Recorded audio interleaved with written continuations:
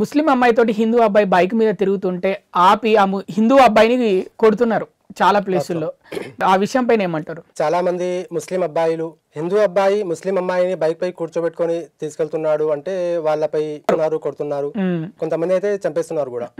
చాలా మంది ఒకే ఆఫీస్ లో పనిచేస్తుంటారు, ఒకే కాలేజ్ లో చదువుతుంటారు, వేరే ఇతర ఏ పనులైనా గానీ కలిసిమెలిసి చేసుకుంటున్నారు. ఇప్పుడు సమయానికి ఆ అమ్మాయి యొక్క అన్న కానివ్వండి, భర్త కానివ్వండి ఇంట్లో లేడు, లేదంటే లోకల్లోనే లేడు.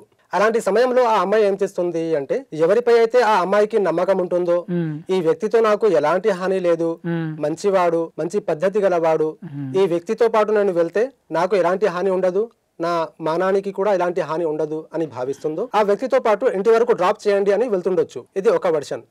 అలా వెళ్తుంది చూసి ముస్లిం అబ్బాయిలు మా ముస్లిం అమ్మాయిని కూర్చోబెట్టుకొని నువ్వు వెళ్తున్నావు కదా అని ఆ అబ్బాయిని పట్టుకొని కొట్టడం అది సమంజసమైన విషయం ఎంత మాత్రము కాదు. దానికి నేను వ్యతిరేకిస్తున్నాను ఒక ముస్లిం గా. రెండవ వర్షన్ ఏమిటి అంటే, ఒకవేళ నిజంగానే వాళ్ళిద్దరూ ప్రేమించుకున్నారు అంటే పిల్ల యొక్క తల్లిదండ్రులు ఆ యొక్క బాధ్యతను వహించుకోవాలి. ఒకవేళ రోడ్ పై వాళ్ళు వెళ్తున్నారు అనుకోండి, మీతో హెల్ప్ అడిగింది అంటే అప్పుడు ఆ పని చేయాలి మీరు.